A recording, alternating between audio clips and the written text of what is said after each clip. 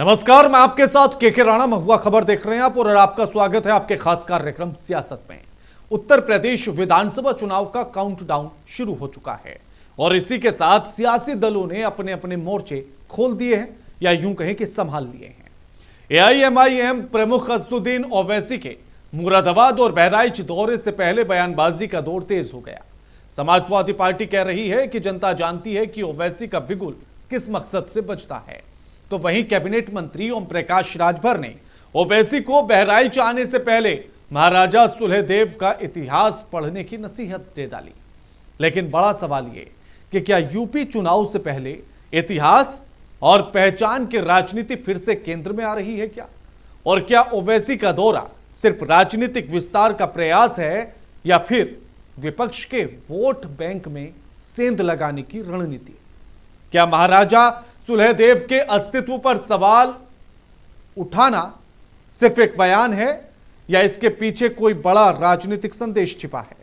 आखिर चुनाव से पहले ऐसे मुद्दे क्यों उछाले जा रहे हैं? क्या ओवैसी की सक्रियता का सबसे ज्यादा असर समाजवादी पार्टी पर पड़ेगा? और क्या मुस्लिम वोटों के बंटवारे का डर ही सपा की बेचैनी की वजह है, या फिर बेचैनी और उसके सहयोगी दल इस बहस को अपने राजनीतिक फायदे के लिए इस्तेमाल कर रहे हैं? और आज सियासत इसी बात पर करेंगे। पहले आपको सुनवाते हैं किसने क्या कुछ कहा है। अनपढ़ जाहिल गंवार है, समझ रहे हैं ना। अरे वहीं श्रावस्ती में आज भी जमीन कम से कम 200 एकड़ पड़ती है, वहीं जो है किला बना हुआ है, आज भी किला अवशेष है। इसी से कहते हैं दिखा रहे हैं ना। और दुनिया जान रही है कि अफगानिस्तान से सैयद सलाह मसूद गाजी भारत के मठ मंदिर को लूटने के लिए, भारत की संपत्ति लूटने के लिए, भारत को गुलाम बनाने के लिए आया। 585 राजा थे, तमाम राजा हारे। जब वो बहराइच की तरफ बढ़ा तो राजभर महाराजा सुहेलदेव जी ने तमाम राजाओं की एक मीटिंग जुटा करके कहा कि देश सर्वोपरि, देश रहेगा तो हम राजा रहेंगे, नहीं हम गुलाम हो जाएंगे, सब लोग मिल के लड़ो। 18 दिन युद्ध हुआ बहराइच के नानपारा मैदान में। 18वें दिन गाजी बहुत पाजी था, जब देखा कि अब नहीं बचेंगे तो चला भाग। अब कुटला नदी के किनारे राजभर महाराजा सुहेलदेव दौड़ा के वहीं मार दिए उसको। आज भी जाते हैं ना, वहां मजार क्यों बनी? रहने वाला वो पाकिस्तान, वहां अफगानिस्तान का। और अगर उसको पढ़ना है तो पढ़े, हम उसको बता देते हैं कि जब यहाँ मुसलमानों का शासन था तो उसका संविधान था आईने अकबरी। जब यहाँ अंग्रेजों का शासन था तो उसका संविधान था गजेटियर। उसमें उठा के पढ़ ले, इतिहास के पन्नों में जब जाएगा तब उसको मालूम होगा। ये सिर्फ वोट के लिए बोल रहा है। चुनाव में उनकी एंट्री होती है, हम पिछले 3-4 चुनाव से उनकी एंट्री देखते रहे। उन्होंने आज सलाल महमूद गाजी की दरगाह पर जाकर उन्होंने आज चुनाव का बगुल बजाया है। सलाल महमूद गाजी की दरगाह पर जाकर कार्यक्रम। वो एक पॉलिटिकल पार्टी है और अपनी पार्टी का चुनाव अभियान वो चला सकते हैं, उनको चलाना भी चाहिए। लेकिन हमारे देश की जनता और उत्तर प्रदेश की जनता ये जानती है कि उनका चुनाव का बुगुल किस लिए बचता है और किस तरफ से बचता है।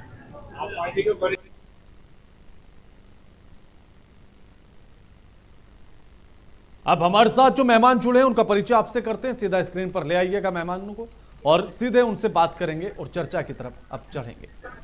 हमारे साथ गया राम जी जुड़ गए हैं, साथ ही जो है सुभाषपा पार्टी से। आपका स्वागत है गया राम जी। गया राम जी, आपके मुखिया जिस तरह की भाषा का इस्तेमाल कर रहे हैं, क्या ये भाषा राजनीति में सही है?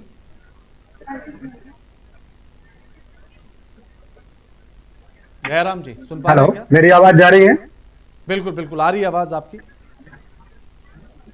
दोबारा रिपीट करें, आपकी आवाज कम आई। हाँ गया राम जी, जिस तरह से सुभाषपा पार्टी के मुखिया की जो भाषा आज देखने के लिए मिली, क्या राजनीति के लिए भाषा सही है, सुटेबल है, या यही सुटेबल है? देखिए, आपके चैनल के माध्यम से देश की जनता को, उत्तर प्रदेश की जनता, श्रावस्ती की जनता को ये जरूर संदेश देना चाहिए और जाना चाहिए। जो व्यक्ति ये कह रहा कि हम श्रावस्ती सम्राट राष्ट्रवीर महाराज सुहेलदेव जी को राजा नहीं मानते, तो क्या मानता है ये बतावे, क्या मानता है? गाजी जो लुटेरा था, मठ मंदिरों को लूटता हुआ, इतनी से मेरठ से लेकर के सीतापुर, बाराबंकी, लखनऊ, श्रावस्ती में जब आया जब यहाँ इसका सामना राष्ट्रवीर महाराज सुहेलदेव जी से होता है तो 21 राजाओं की टोली बना करके इसके ऊपर जब आक्रमण किया जाता है, शब्द बेड़ी बाण महाराज सुहेलदेव चलाए, किसके जाके लगा उस दर्द के कराते हुए थुपला नदी के किनारे जो ब्लार्क ऋषि का जो मंदिर था, मंदिर से थोड़ा हटकर एक कुआं था, उस कुएं में जाके छिपा। और वहां पे गिरगिट था। गिरगिट ने जब महाराज सुहेलदेव इसको घुड़सवारी से जा रहे थे गिरगिट को देखा तो वहां थोड़ा थमे, तो गिरगिट जो है उसको ऊपर नीचे अपना गर्दन कर रहा था। महाराज सुहेलदेव जी को लगा कि अगर एक जानवर है, कीड़ा है, उससे भी कुछ सीखे, उतरे वहां पे देखे, तो गिरगिट ने ऊपर नीचे किया तो वह जो कुएं में जाके छिपा था। महाराज सुहेलदेव जी ने तलवार उठाई और उसके जो है धड़ से अलग कर दिया, उसका वध हो गया। वह क्या करने आया था? वह वहां पे मंदिर बनवाने आया था? वह क्या करने आया था? वो सनातन धर्म को जो है प्रचार करने आया था? नहीं, वो इस्लामीकरण करने आया था। वो इस्लाम धर्म को लोगों को मजबूर करके उनको इस्लाम बनाना चाहता था, मुसलमान बनाना चाहता था, कन्वर्ट कराना चाहता था। धन्य है क्या नाम, ओम प्रकाश राजभर, जिन्होंने स्वतंत्र भारतीय समाज पार्टी 23 अक्टूबर 2002 को बना करके कम से कम प्रदेश में देश को, विश्व को यह बताने का काम किया कि महाराज सुहेलदेव राजभर राष्ट्र रक्षक, जिन्होंने सनातन धर्म को बचाने के लिए और राष्ट्र को धर्म को निभाते हुए सभी प्रजा को सुख में देने के लिए अगर उन्होंने उस अताताई का वध किया तो इतिहासों में उनकी पूजा होनी चाहिए थी, ना कि उस आक्रांता का, उस लुटेरा का, उस अताताई का, जो कि बहन बेटियों के साथ इज्जतों को खिलवाड़ करने वाला था। ऐसे व्यक्ति की महिमा मंडल किसने किया? कांग्रेस की शासन ने किया। क्यों किया? वोट बैंक की। उसका महिमा मंडल किसने किया? सपा ने किया। क्यों किया? वोट बैंक की राजनीति। बसपा ने महिमा मंडल किया। क्यों किया? वोट बैंक की राजनीति। तो ये लोग वोट बैंक की राजनीति करके जो हिंदुस्तान में सनातन धर्म के महापुरुष थे, जिन्होंने इस देश की रक्षा के लिए अपने प्राणों को न्यौछावर करने का काम किया, उसका गुणगान कभी कांग्रेस सरकार ने करने नहीं दिया। केवल वोट बैंक की राजनीति करके उन्होंने एक तरफा सनातन धर्म को जो खत्म करने का काम किया, नेता नाबूद करने का काम कर लिया।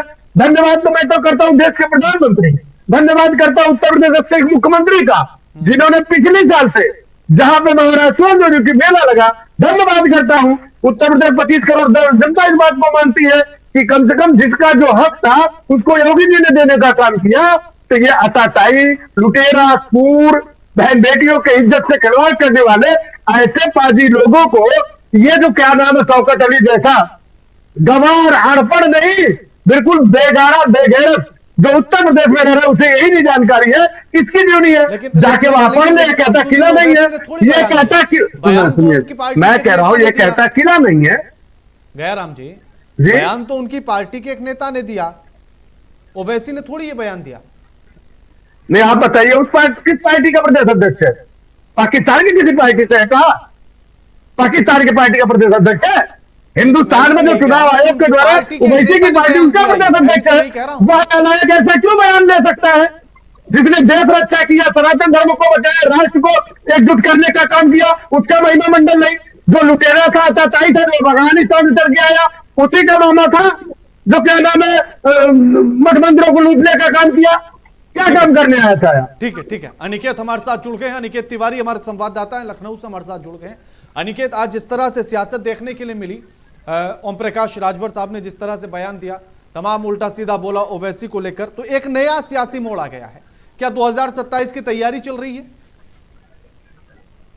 देखिए, अगर हम बात करें उत्तर प्रदेश की राजनीति की, या फिर हम राजनीति की वर्तमान की अगर हम बात करें, तो इन दिनों जो भाषा है वो कहीं ना कहीं पूरी तरह से अमर्यादित हो गई है।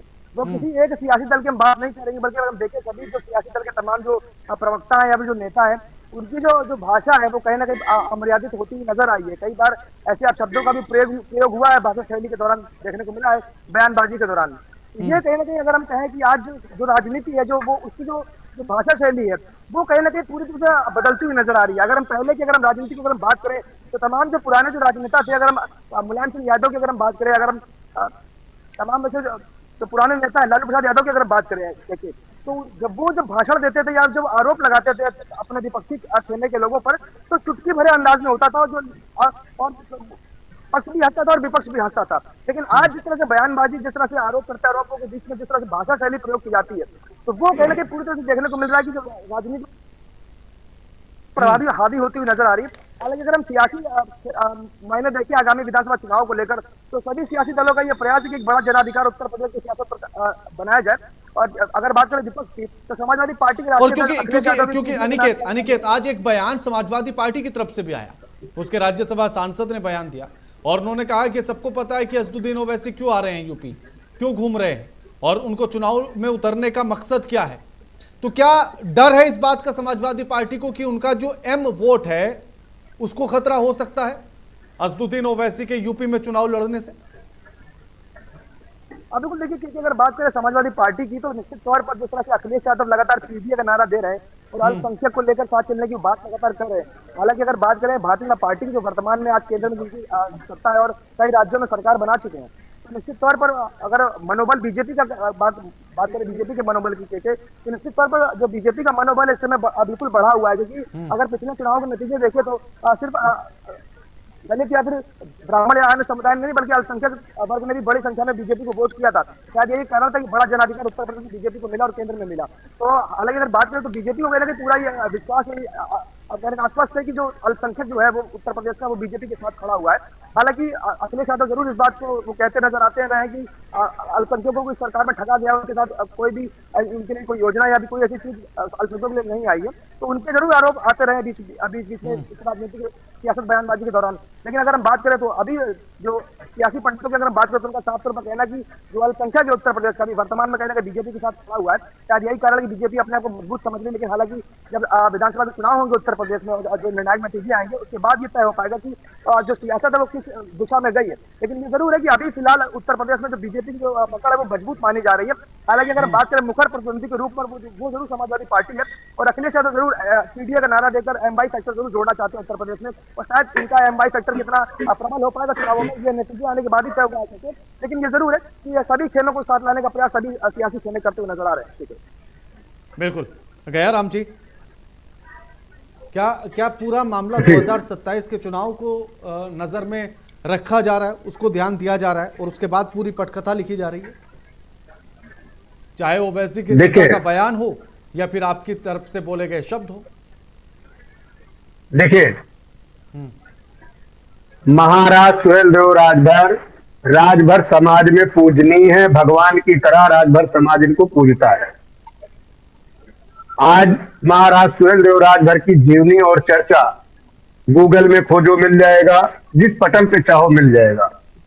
बहस की बात यह है कि जो हमारे भगवान हैं, आराध्य हैं, जिन्होंने हिंदुस्तान में हिंदू धर्म की रक्षा के लिए लड़ाई लड़ी, लोगों को इकट्ठा किया, उस अताताई को मारा, उसी का मामा महमूद गजनवी क्या करने आया था? 17 बार भारत पर आक्रमण किया था, तो क्या पूजा करने आया था? वो क्या करने आया था? सनातन धर्म को खंड खंड किया। बिल्कुल बिल्कुल, मैं और सोमनाथ मंदिर से जो है गयाराम जी, आपको रोकना चाह रहा हूँ जी। अब सीधे लेकर चल रहे हैं हम दर्शकों को लखनऊ, जहां से उत्तर प्रदेश के मुख्यमंत्री योगी आदित्यनाथ संबोधित कर रहे हैं। क्या कुछ कह रहे हैं, सुनवा। समर्पण का परिचय देते हुए इस कार्यक्रम को पूर्ण किया, आपका हार्दिक धन्यवाद।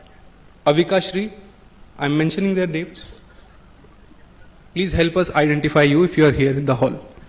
अविका श्री, रजनीश पांडे, जानवी पारेख जी, मुदित खंडेलवाल जी, विनय कुलकर्णी जी, आकांक्षा पुंडीर जी, शिखर सिंह जी, अंशुल गुर्जर जी, जागृत शर्मा जी, निहाल सिंह जी, जिंती कलिता जी, मोहित धनरवाल जी, गोविंद राघव जी, देवेंद्र बाजपेयी जी, हेरम साठे जी, अवनीश राज मिश्रा जी एवं पीयूष गिरगांवकर जी।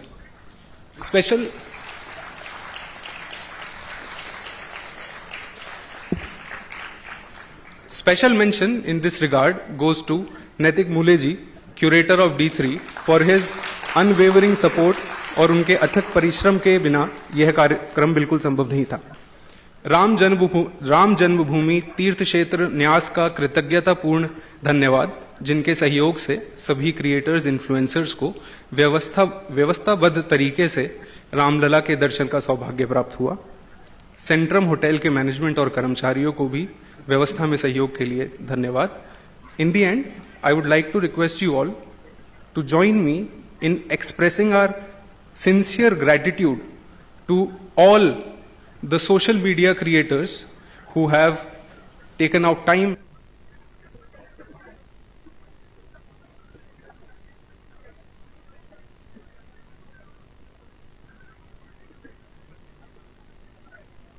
and participated in this first D3 Triveni.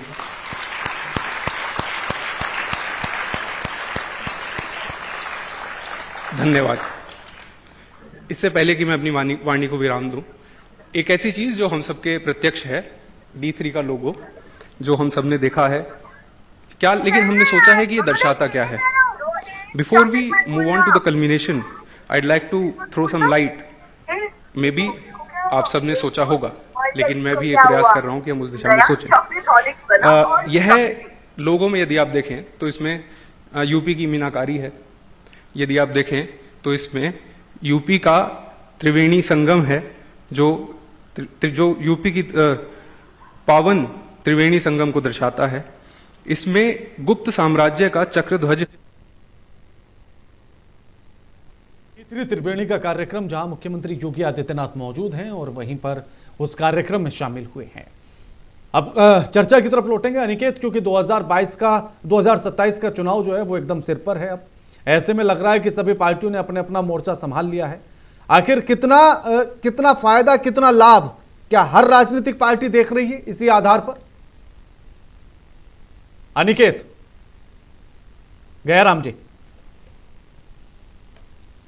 Gaya Ram जी, 2027 का चुनाव और क्या उसी के लिए सब जोड़ घटान हो रहा है?